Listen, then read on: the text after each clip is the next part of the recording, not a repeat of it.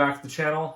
This week I want to do another video covering a little advice on how to make your artwork better, specifically digital art. I've been doing digital art for a little over 20 years now, and I've learned a few tips along the way. Again, I'm not preaching like I'm the best ever. I'm just sort of giving you a little bit of what I've kind of learned to improve your work. So anybody, if you're just getting into digital art or you're already in it, you might find this video useful. So I hope you guys enjoy it.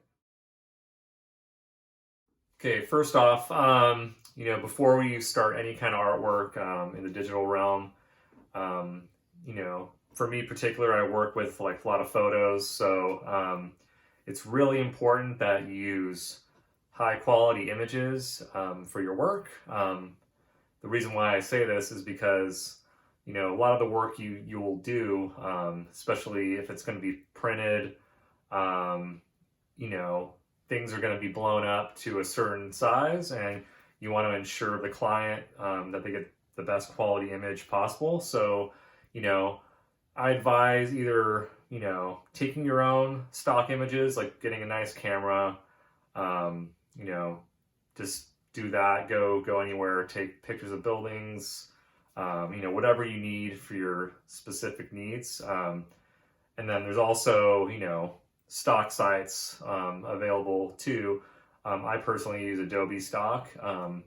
It costs, I think, like $30 a month. You get 10 downloads a month, and you have millions upon millions of images to kind of pick from, and these are high quality images, so when you're downloading them and creating art with them, you're going to get the best quality.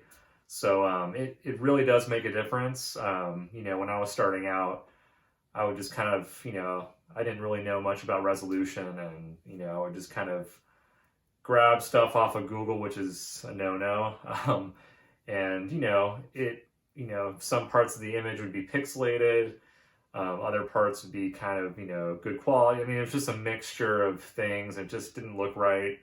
And I just would advise kind of, if you can't get your own or take your own stock with your own camera, spend that extra money and just purchase images. It will make a lot of difference. This next one is pretty important, composition.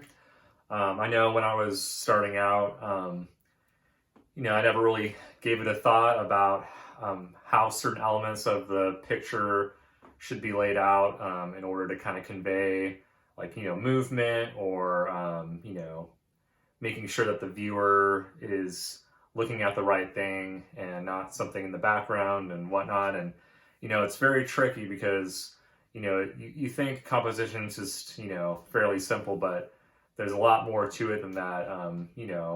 There's so many elements that you have to kind of, think about.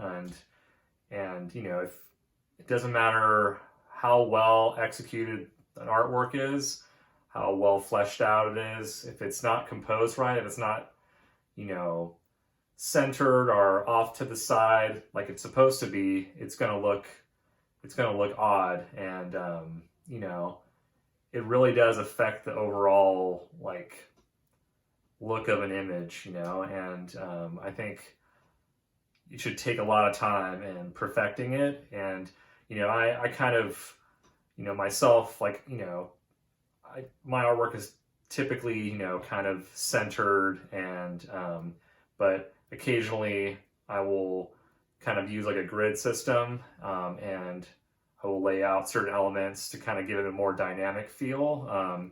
And I'm still learning it too as well. And a good source of inspiration is like, if you ever look at comic books, comic books is like a great tool to look at, because a lot of the panels show different angles, and it can show you how the elements are laid out, and you can apply that to your own work, and it will improve it. A good use of color is very important in artwork. you know, I know you've probably, you know, I don't know if you guys taken any art classes or, you know, even elementary school when you're a kid, you know, you pretty much, you know, you're given a box of crayons and you color something and, you know, you're kind of, you start to experiment, you know, early on. But for me, like, you know, making sure the certain colors contrast with one another, you know, to make sure you don't get like that muddy feel is really important. Um, the good thing about digital art is you can kind of experiment with different colors and even stuff that you don't think will work. You can just kind of check it out and see, and if you don't like it, you can just kind of switch it out, and it's really easy. So yeah, I think, you know, kind of along with composition, you know, making sure colors like lead the viewer's eye to what you want to show them, and you know, just knowing which ones kind of complement each other is really important. When you create some digital artwork, make sure it tells a story, because, you know, it's nothing worse than just looking at something that's, you know, cold, has no feeling, you know, no heart in it. Try to kind of really suck the viewer in and, you know, get them invested into your work. And, you know, so it just becomes something more than just, you know, a piece of art. It becomes something special to them, you know. And, you know I use a lot of figures in my work, a lot of characters. I do have a lot of fantasy elements, and, I've been told, oh, your characters look like they've kind of been through stuff, they have a history, and that's kind of, what I'm thinking of when I'm creating my work. It's like, I imagine almost like a story kind of in my head, and then I create it accordingly, and it does make a difference. It's, people can really see that kind of stuff, and yeah. So you've been working on your artwork all day. You're tired. You're fed up with what you're working on. It just sucks. It looks like crap. You know what? I recommend just putting the artwork away and giving it a day to just, take your mind off of it and, do something else. Spend time with your family, friends, go watch a movie, get a good night's rest, and come back the next day and, you have fresh eyes, and, I guarantee, those things that were bugging you the day before, you'll probably have solutions for them. A lot of the time I'll get frustrated when I'm working on something and it's not coming together quick enough.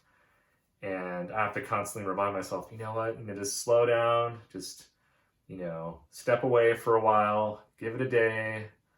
And, when you look at it again, you can decide whether you want to like just toss it or, keep it going. And, 9 times out of 10, most of the stuff that I'm working on, after I give it, a few days rest, whatever, I end up reworking a little bit, and it actually turns out a lot better. So I highly recommend this method. I mean, it's kind of like a no-brainer, and yeah, your artwork will change drastically, and you also won't be as stressed out because, you have that little extra time to kind of rest and, kind of regather everything. And yeah, I mean, it's tough, man, but you gotta give yourself a rest sometimes. All right, guys, well, that's it. Hope you guys enjoyed the video. It's good to be back. Good to be making these videos again. I'm a little rusty, but yeah, man, just you know what to do. If you like the video, subscribe, and share it if you can. Tell your friends. But yeah, it was good doing this, and I'll catch you guys next time.